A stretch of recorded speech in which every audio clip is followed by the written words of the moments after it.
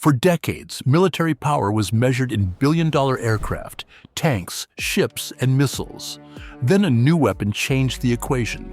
A drone costing hundreds or thousands of dollars could help destroy equipment worth millions.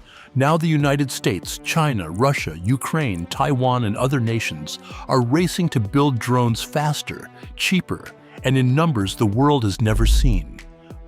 A first-person view drone assembled for $400 to $1,000 can disable an M1 Abrams tank worth up to $10 million. In the air, a Shahed 136 loitering munition costs between $20,000 and $50,000. To intercept it, defenders often fire a Patriot missile costing $4 million, an attacker-to-defender cost ratio exceeding 1 to 80. This economic imbalance strains modern defense stockpiles. Yet these unmanned systems do not make traditional armies obsolete. Instead, they operate alongside artillery, armor, and electronic warfare, acting as force multipliers. This shifts the battlefield calculation from raw firepower to the relentless economics of attrition. It forces a fundamental question upon militaries built around a small number of expensive platforms. How do you sustain a war when the enemy can field mass, adaptable systems at a fraction of your defensive cost? The origins of remote air power trace back to the MQ-1 Predator, which made its first flight on July 3, 1994. Costing up to $5 million, the Predator required a trained two-person crew, a pilot and a sensor operator, operating from remote ground stations. Originally designed for surveillance, it was later armed with Hellfire missiles. On February 2, 2001, the larger, more heavily armed MQ-9 Reaper made its first flight, entering service in 2007.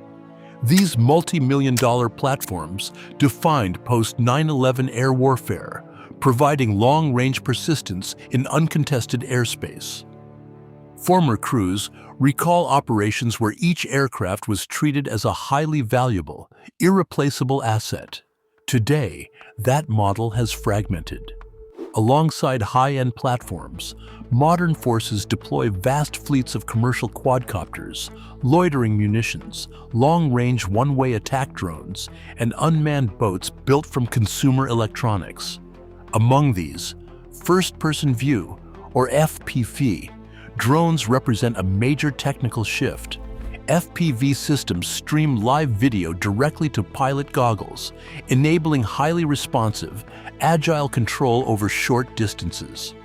This transition from specialized military hardware to cheap, adaptable consumer platforms shifts the focus from individual weapon performance to the logistics of industrial mass.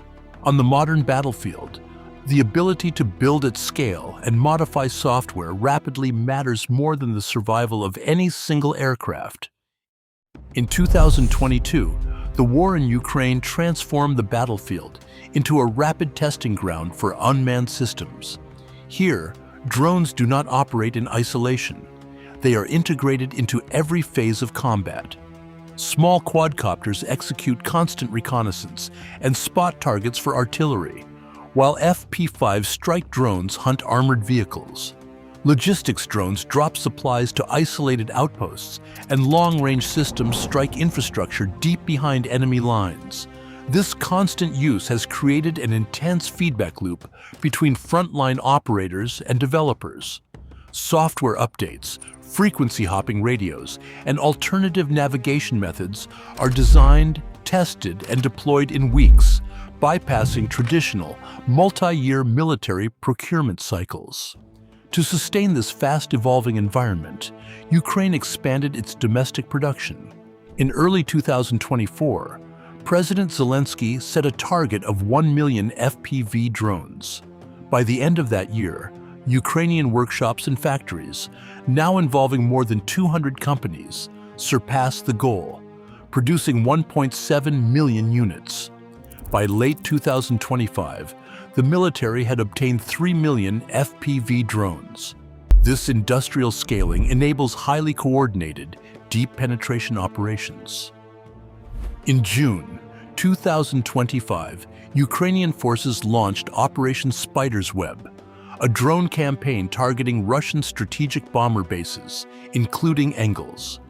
Ukrainian officials claimed the strikes damaged or destroyed over 40 aircraft, representing roughly a third of Russia's long-range bomber fleet.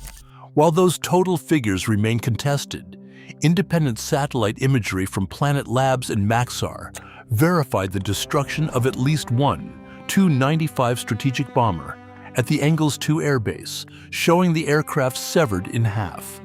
These long-range strikes demonstrate that the physical drone is merely one part of a complex system. Without precise intelligence, resilient communications, robust software, reliable logistics, and skilled operators, even the most adaptable unmanned platform remains ineffective. Every successful drone deployment triggers an immediate demand for a defense. Militaries deploy a layering of countermeasures: radio frequency jamming, GPS spoofing, radar, rapid-firing guns, and air defense missiles. But shooting down a cheap quadcopter with a multi-million-dollar interceptor creates an unsustainable economic drain. This cost imbalance forces the next technical upgrade. To bypass electronic interference, operators quickly replace vulnerable radio links with fiber optic tethers, automated target tracking, and computer vision navigation that ignores jamming entirely. This recurring cycle, from new drone to new defense, from updated drone to new countermeasure, transforms the war of attrition into a contest of engineering speed. The force that adapts its code and hardware quickest secures the advantage. The Pentagon is adapting its acquisition strategy to meet this demand. In August 2023, the Department of Defense launched the Replicator Initiative, directing $1 billion over 2 years to buy thousands of cheap autonomous systems. This program places large volumes of expendable drones directly into military units, using low-cost platforms for missions that once required multi-million-dollar aircraft. To build faster, on July 1, 2026, the military consolidated its drone, autonomy, and counter-drone programs under a single office, the Direct Reporting Portfolio Manager for Unmanned Systems. This centralized office manages a difficult balance. A military built around a small number of highly advanced, expensive weapons must now learn to manufacture mass. In modern conflict, production speed, industrial capacity, and supply chain resilience are essential elements of national power. This shift makes industrial capacity a decisive strategic variable. Today, China dominates the global commercial drone market, with DJI alone commanding over 70% of global sales. This scale relies on Shenzhen's tightly linked industrial network, where thousands of suppliers churn out brushless motors, lithium polymer batteries, flight controllers, and camera modules by the millions every month. This manufacturing depth creates a major vulnerability for the United States, which remains heavily dependent on foreign-made components. Ultimately, a prolonged drone conflict becomes a contest of factory output, a race to replace lost airframes, batteries, motors, chips, and sensors at speed. Taiwan is spending 45 billion new Taiwan dollars, roughly $1.5 billion US dollars, to scale up its domestic drones programs. This funding enables the National Chung-Shan Institute of Science and Technology to build tactical systems like the Albatross and the Mighty Hornet. This initiative forms the core of Taiwan's asymmetric Porcupine strategy, using dense networks of cheap, distributed aerial drones and unmanned boats to make a blockade or invasion highly costly.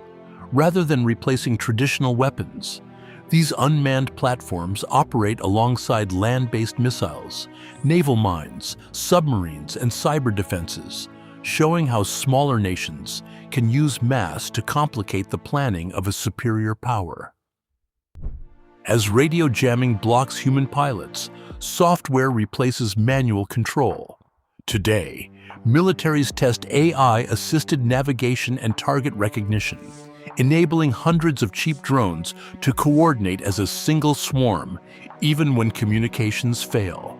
While swarms can overwhelm defenses, they introduce severe risks: misidentification, cyber hacking, and reduced human control over lethal actions.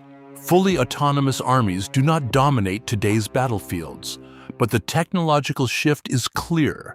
The drone arms race is not really a race to build the most advanced flying machine. It is a race to build faster, cheaper, adapt quicker, and replace losses before the enemy can do the same. The nations that master that equation may shape the next era of warfare. The drone arms race is not really a race to build the most advanced flying machine. It is a race to build faster, cheaper, adapt quicker, and replace losses before the enemy can do the same. The nations that master that equation may shape the next era of warfare. Subscribe for more deep dive defense analysis.